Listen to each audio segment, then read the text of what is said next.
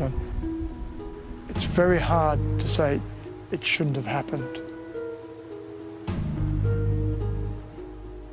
It really shouldn't have happened. They died trying to join the SAS, but neglect and poor planning helped kill them.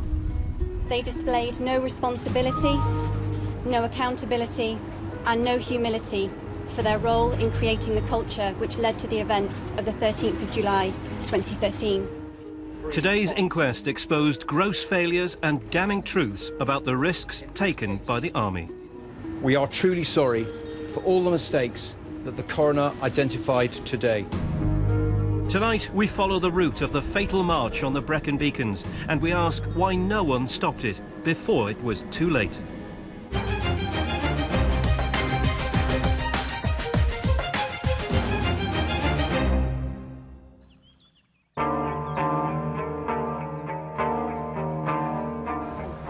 This is your last event. You obviously know what you're here for, and it is the toughest, and I'll make no bones about that. This is the toughest route that you'll do.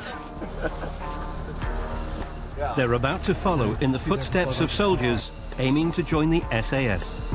This is where it's going to test you both navigationally and physically and mentally. The test is to march 16 miles across the Brecon Beacons, carrying 50-pound packs on their backs. Ex-Special Forces soldier Jason Birch passed the military test, and now he runs a company giving civilians a taste of what it's like. It's very tough, it's very demanding. As I say, this is an infamous part of test week, an infamous part of selection itself. You're giving it your all, you're determined, you've trained hard for it, you're single-minded in wanting to finish it. This event is helping to raise money for a veterans charity. It's being supported by the father of Corporal James Dunsby, one of the 3 reservists who died after taking part in the SAS selection test 2 years ago.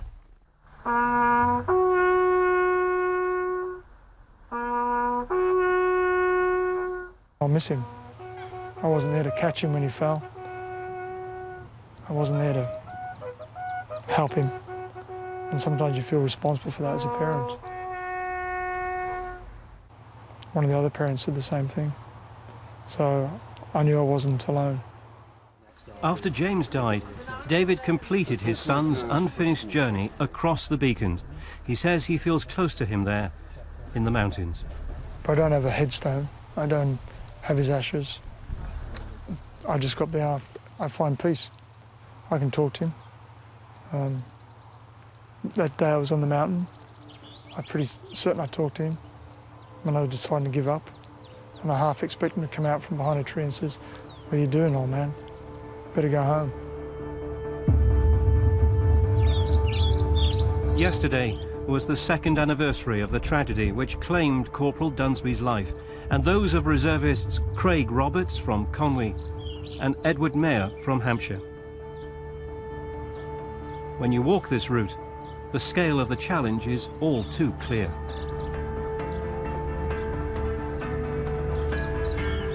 For 2 years, the families have been asking the same question. Could these deaths have been prevented?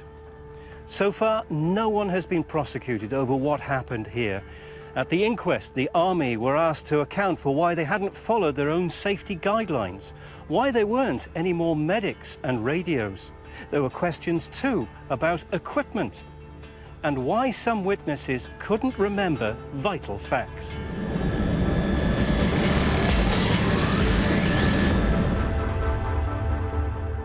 Craig Roberts was 24 and from Penryn Bay. He was a teaching assistant who joined the Territorial Army.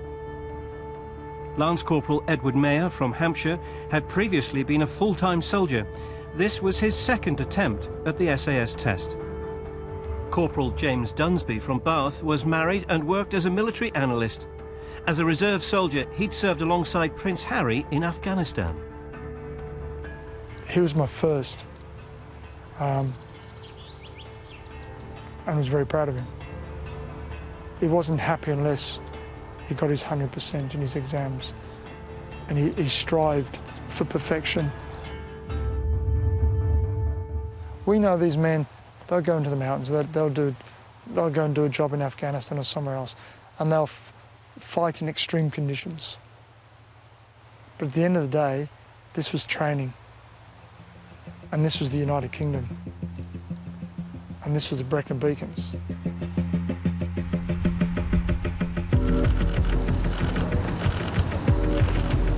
The families arrived at the inquest today hoping for an uncompromising verdict. The coroner's conclusions were devastating. There'd been a complacent attitude to risk, gross failures, and a delay in treatment amounting to neglect. They displayed no responsibility, no accountability, and no humility for their role in creating the culture which led to the events of the 13th of July 2013. Even an ounce of this would have gone such a long way in acknowledging the vast catalogue of errors which were so clearly made. James would have been so hugely disappointed by the behaviour of an organisation for which he had fought for and to which he ultimately lost his life. Craig Roberts' parents said they'd be making a statement later, and the family of Edward Maher said that while they supported the Special Forces, training must be fit for purpose.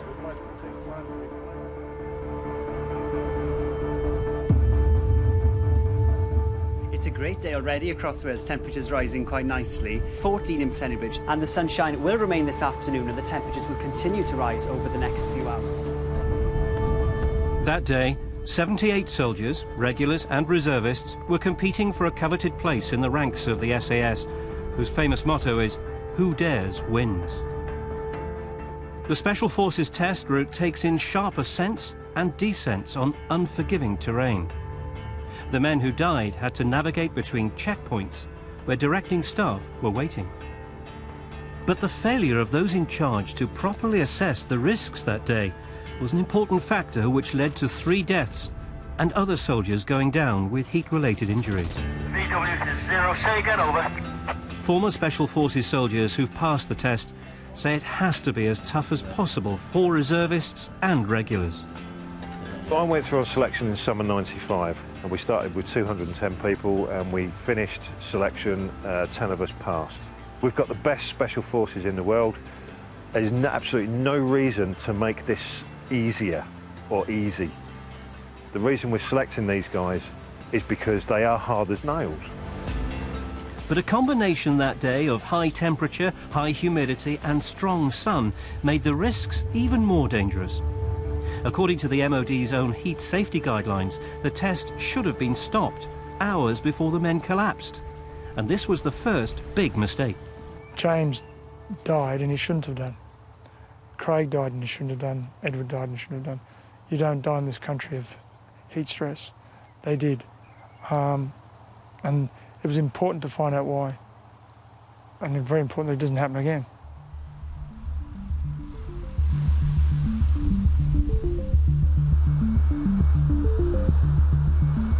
We simulate conditions across the world here, mainly to look at the impact of both cold and heat. We can study the physiological responses and look at how they respond to heat. Professor George Havenith gave evidence at the inquest. He's an expert in how the body deals with extreme temperatures. He was asked to study what happened to the 3 soldiers that day. We have a very heavy march, about 60 pounds, clothing, weapon and backpack and water together. So a very heavy load, which had to be done at speed.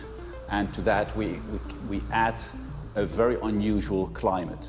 Virtually no wind, which I think was crucial, sunshine and a very high temperature. So that together is almost like what you call a perfect storm. So why didn't those in charge that day see it coming? It's a question Craig Roberts' parents, Margaret and Kelvin, raised at the inquest. They said when they went to identify his body, they asked a senior officer to explain why they sent the men up the mountain in that heat. They claimed they were told cancelling it would have involved too much paperwork. The officer told the coroner he couldn't recall saying that.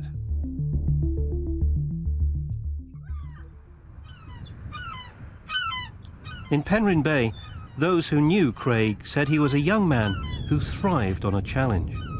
He was a high achiever. One of the things which caused him to be a good student and a very successful student was his determination to succeed.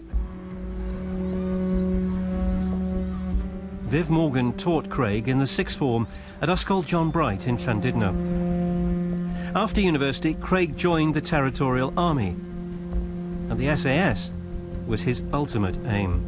He would have really pushed himself to achieve his goal. I mean, he wanted to get into the group that he wanted to, which was very high standards, and Craig would have tried his damnedest to get into those. What a shame it was, really, that a young man should be cut short in his prime.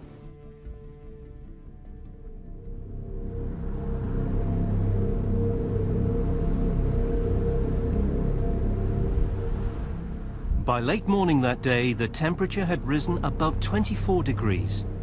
The men were 4 hours into the test, near checkpoint 3. By this point, 2 other soldiers had already collapsed with symptoms of heat illness.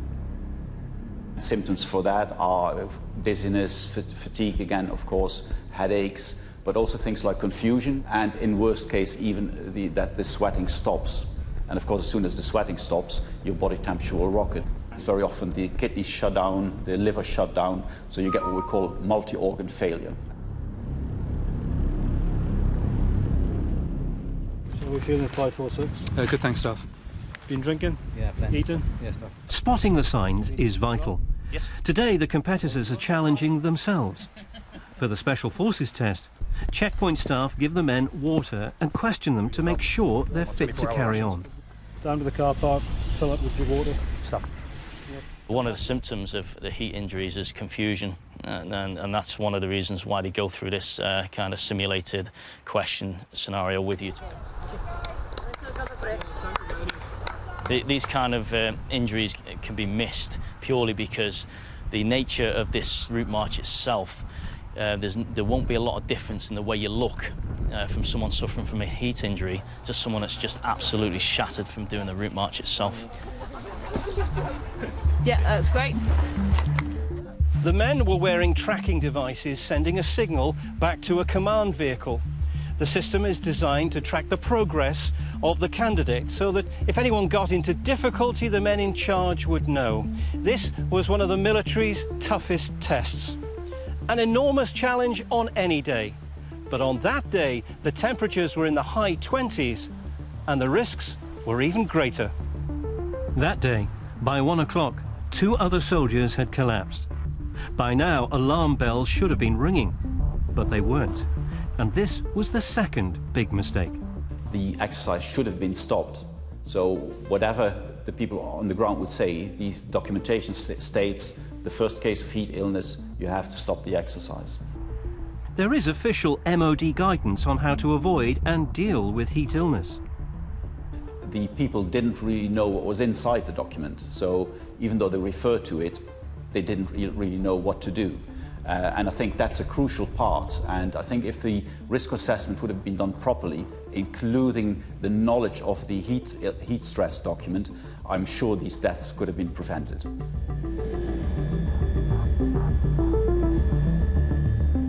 Checkpoint 5, next to this line of trees, was an important focal point in the inquest. It was the last checkpoint that Lance Corporals Maher and Roberts passed through before they collapsed.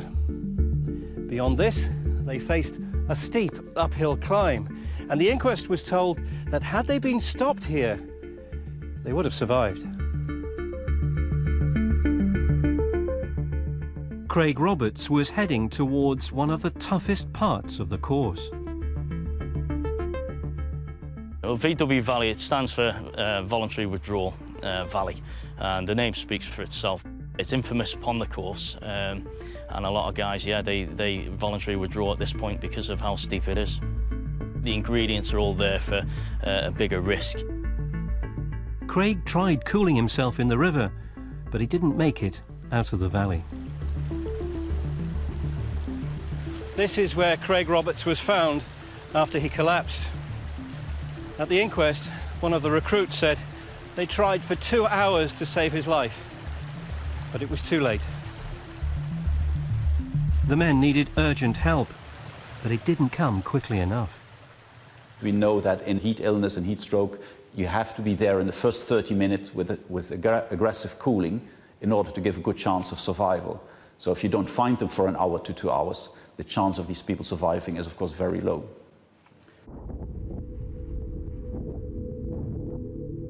Ten minutes after Craig Roberts was found, command vehicle staff checked Edward Maher's progress and saw his tracker had remained static for nearly 2 hours.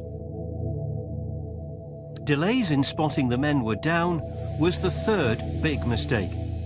The coroner said it amounted to neglect. When Lance Corporal Maher was found, he was still clutching a bottle of water and a half-eaten chocolate bar. At the inquest, one of his colleagues said that he tried to save him for 45 minutes single-handedly because a rescue vehicle was bogged down.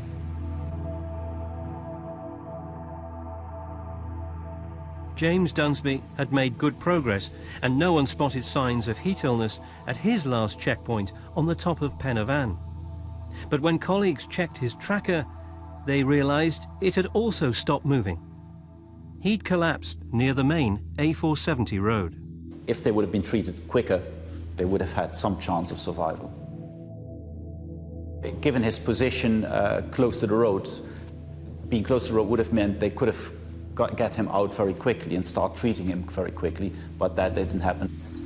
Failures in communication and poor monitoring of the tracking system were all highlighted by the coroner. They were not monitoring Edward, they were not monitoring Craig, so there was a fault. And if it's the system, that needs to be changed. If it's the way it's run, that needs to be changed.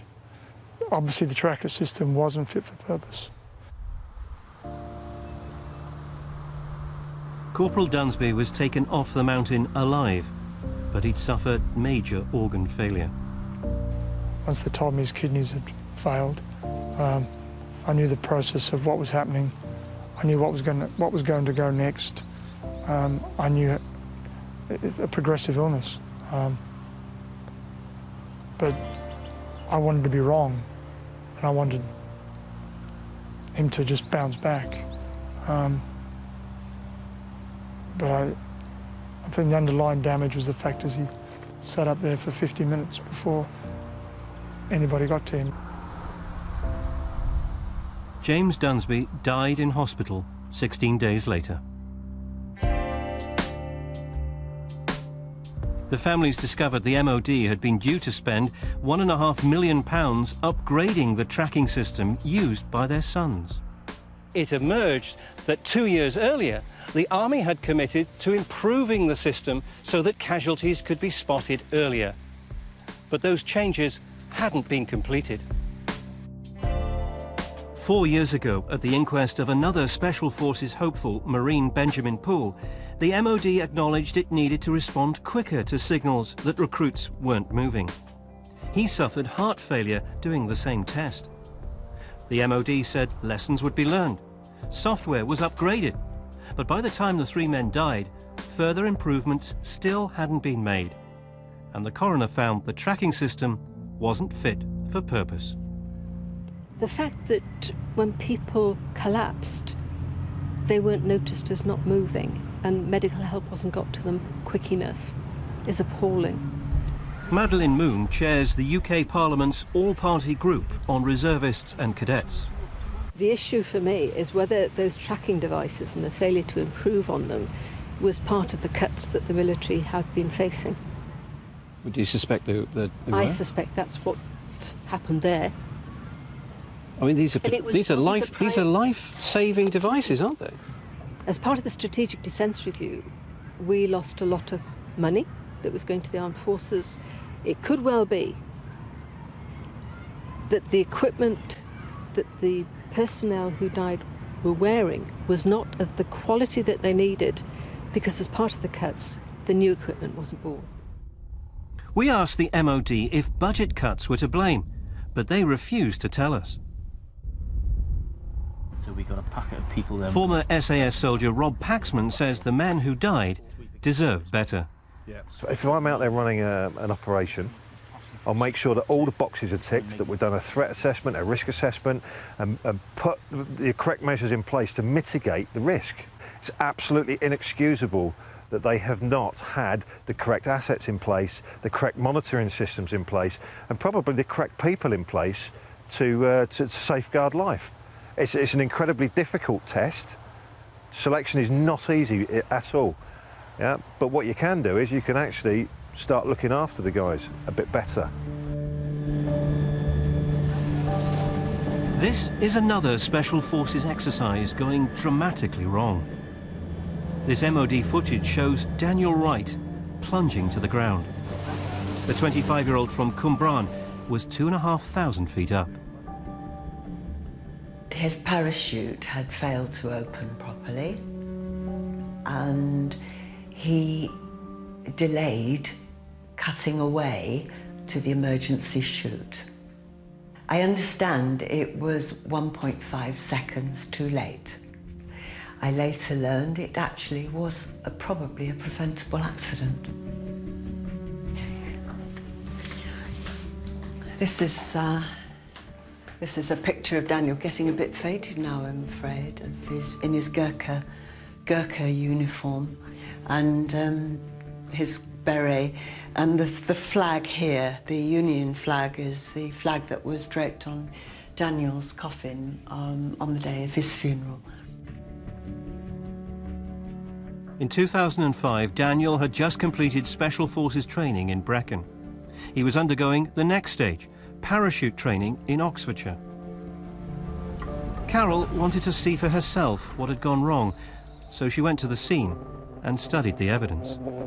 It was traumatic to see, of course, and to see, his body in the ditch beside the road. That was extremely traumatic. But, he's my boy. I had to know what had happened to him right up until the moment of his death. At the time, trainees weren't given radios to listen to instructors on the ground. Loud hailers were used. But after Daniel's death, Carol was sent a leaked MOD email written months earlier. It warned there could be a major incident unless radios were introduced. Oh, I was horrified and very angry that they could have put my son's life at risk, and that those warnings had not been heeded. The MOD said a board of inquiry found no procedural or training failures. There'd been 30,000 successful jumps without incident.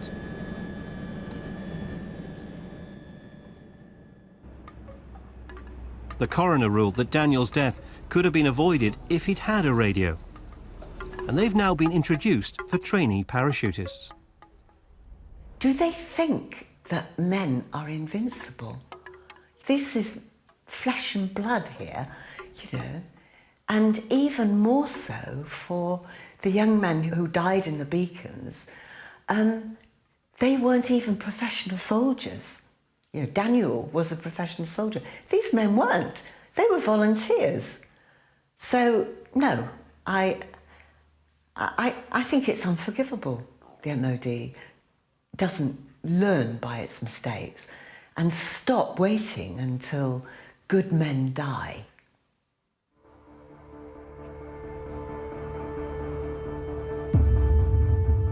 Reservists are part-time soldiers, and many have civilian day jobs. On that day, 3 died and 7 others needed medical attention. They hadn't been acclimatized in the heat to the same extent as regular soldiers, despite MOD safety guidance. The director of Special Forces at the time told the coroner he'd been unaware and surprised by that. Historically, training had been the same. Now, if we look at the soldiers in the field on the day, the regular troops had worked all week long and the temperature was slowly increasing over the week.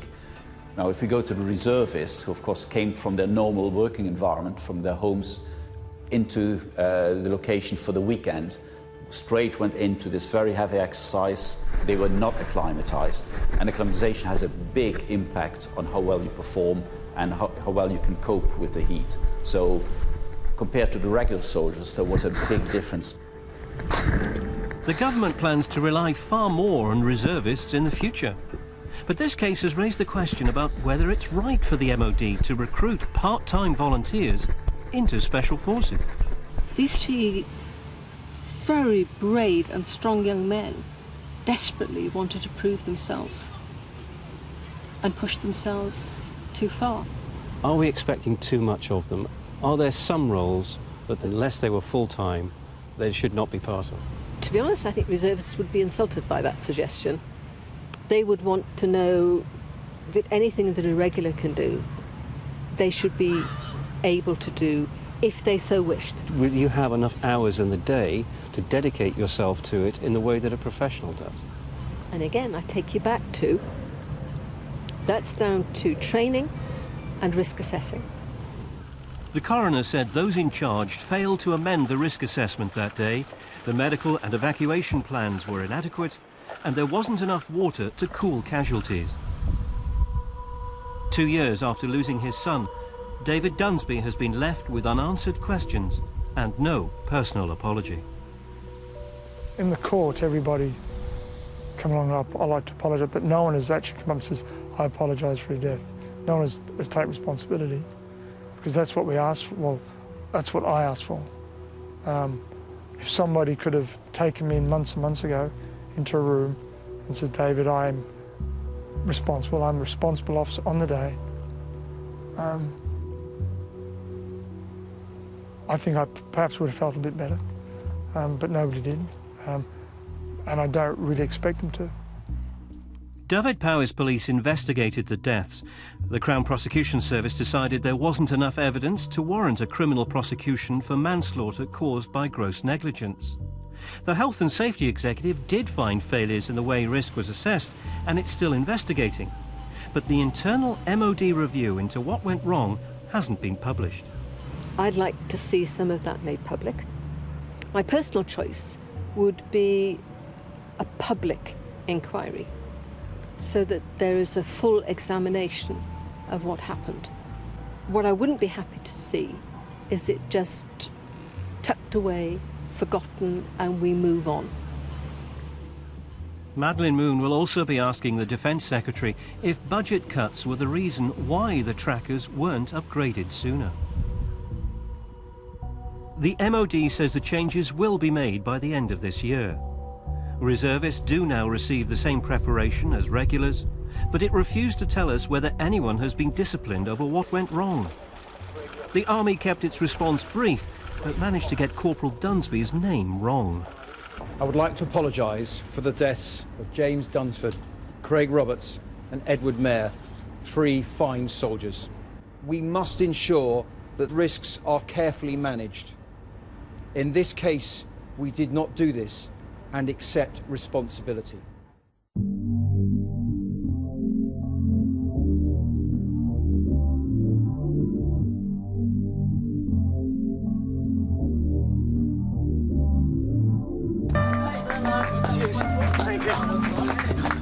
All the competitors in this civilian event have returned tired but safe. It's been a bittersweet day for David. I want whatever changes are made not to be done off the hip straight away. They need to sit down and the service inquiry needs to come ahead. What really went wrong? And they need to make positive changes. He's not coming back, but his memory's there. And I hope that he's looking down and thinking, well, we've done the right thing.